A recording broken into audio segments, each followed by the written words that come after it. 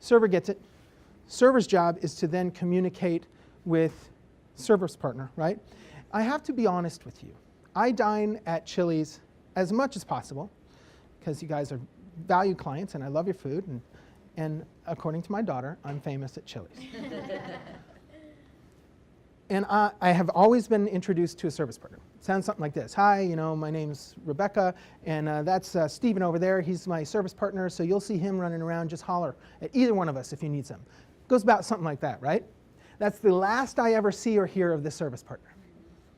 Almost every time that I go to Chili's, I'm like, well, and then if something's, if it's not right, if everything's not exactly right, now I feel like two people messed up, right?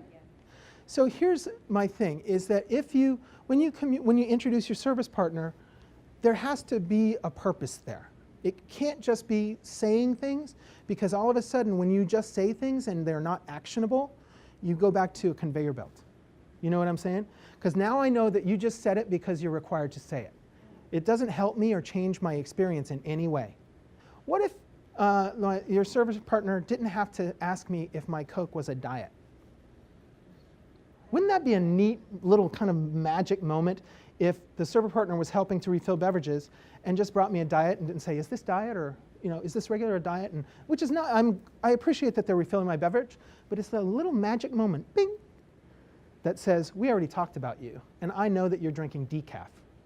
Valid refill.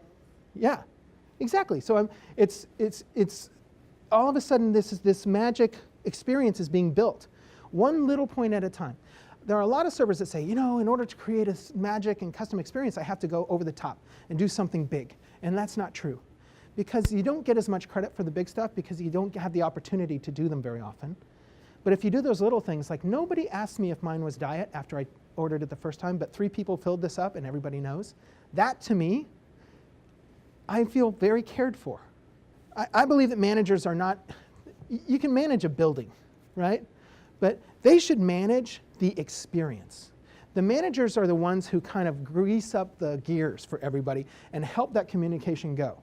So the manager can take a look at the wait list and communicate a name to someone else.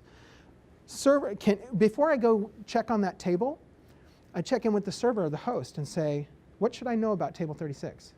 Right? It doesn't take any more time for me as a manager because I have to go check on that table anyway. True or false? True. Right? Would it be helpful if I approach that table? And you guys all, maybe you saw in the other video, the creepy manager visit. You know what I'm talking about?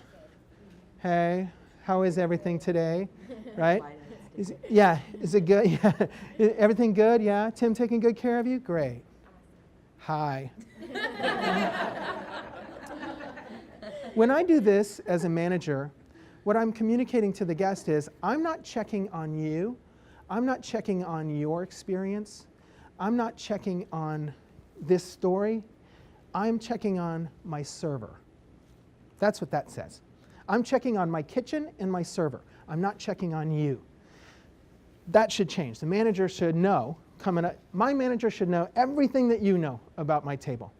My name, if I had to wait a long time, isn't that helpful for a manager to know that you waited 20 minutes for a table? Is it my first time? Again, we're handing off this experience and everybody touches it. The manager's job is to make sure to facilitate those handoffs, right? And then last but not least, back to the host. This is what it does not look. This is how it should not look.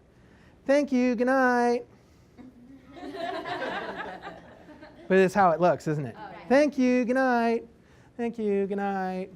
Thank you, good night. Distracted. Thank you, good night. When people are leaving you the party at your house, is this what you do? Yeah. Thank you, good night. Thank you, good night. Thank you, good night. Thank you, good night. No. You know what you do? You say, let me help you on with your jacket. It's cold. Let me wrap up some food for you, right? Great host. Let me open the door. Let me walk you out to your car because it's raining and I have an umbrella.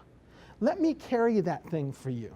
If they have kids, high-five the kids. High-five the kids.